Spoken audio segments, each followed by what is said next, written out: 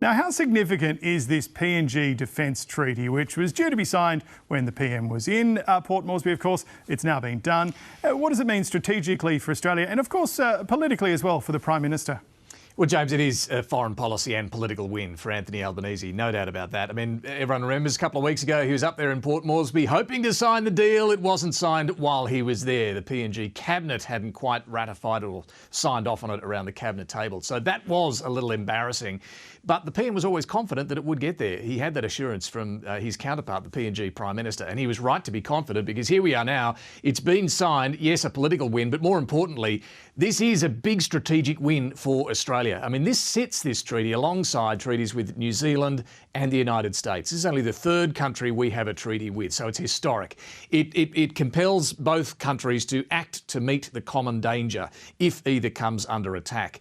It will allow up to 10,000 Papua New Guineans to join the Australian Defence Force.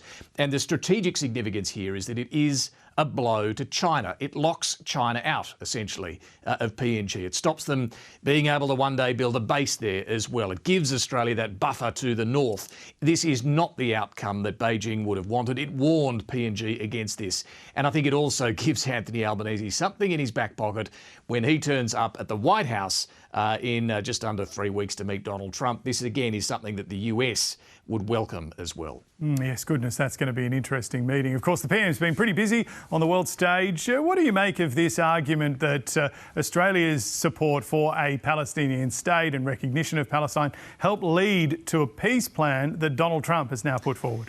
Yeah, I mean, look, you don't want to overstate it that, Australia and indeed others who did join in recognising Palestinian statehood have led to this outcome. But I don't think you can discount it entirely either because look at what's happened. For 2 years we had this terrible war in Gaza. Something has shifted the position of the US and Israel to put forward this peace plan. And even Donald Trump, in announcing it, he said several countries have foolishly recognised the Palestinian state, but they're really, I think, doing that because they're very tired of what's going on for so many decades. So he is disagreeing with recognition, but acknowledging that for a lot of countries, for many countries, they're fed up and they see this as a mechanism to get towards peace. And then you look at the context of what is in this peace plan. I mean, look, it may well fall over. History would suggest it probably will fall over. There are some huge obstacles to this actually being agreed upon and put in place. But the power that it has right now is that so many Arab states are backing it. They're right behind it. And why? Well, I think a lot of that is because within this peace plan, there is a reference to one day eventually a pathway towards Palestinian statehood, to a two-state solution. And if that weren't in there, even with all sorts of conditions being met, and who knows if it would ever happen, I don't think the Arab states would have been on board with this peace plan if there wasn't some reference to this being a legitimate aspiration of the Palestinian people.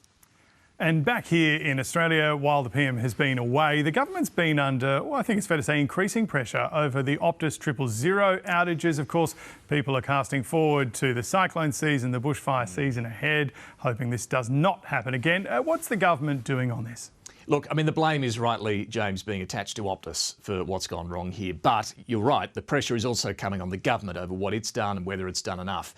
The minister, the Communications Minister, Annika Wells, didn't help herself with comments earlier this week that she said she was a relatively new minister in this industry. After nearly 6 months in the role, I think that's not the sort of line you ever want to express as a minister. But she is today, in a piece in the Financial Review, she's written laying out what she's going to do, fast-tracking moves to require all of the telcos to provide real-time information to the government regulators on these sorts of 000 outages. Optus, a little bit of concern about how they're going to do this. It's going to be very hard to do. There's no sympathy in the government for them. They're going to have to do this. And then separately, this 000 custodian that apparently has been set up already within the department, but that will be given more powers. That will be legislated. So she's indicating they're going to step up efforts there. Look, there is anger in the government towards Optus. When Parliament is back next week, though, you can expect the opposition to be going after Annika Wells over whether the government itself has done enough here. And David, before I let you go, a question without notice from the boss of this program. Is Taylor Swift big in your house? Have you been speculating about the number of tracks that are going to be part of her album later today? My kids have. No, it's not. My kids, they're not Taylor Swift. They like Taylor Swift song. I wouldn't say they're Swifties though, and no, they're not counting tracks or albums or any of that. Apologies. Doesn't sound like you are a secret Taylor Swift fan either. Hey, what's on the show this week? Talking to Larissa Waters, the Greens leader, joining us this week. And yes, great to be back. We'll look at some of those issues on the international stage, but plenty going on here as well. Looking forward to it. You might sneak some Taylor Swift music in as well, no doubt. David Speers, Insiders host, thank you for that. And of course, you can watch David on Insiders at 9 o'clock on Sunday morning or anytime you like on ABC iView.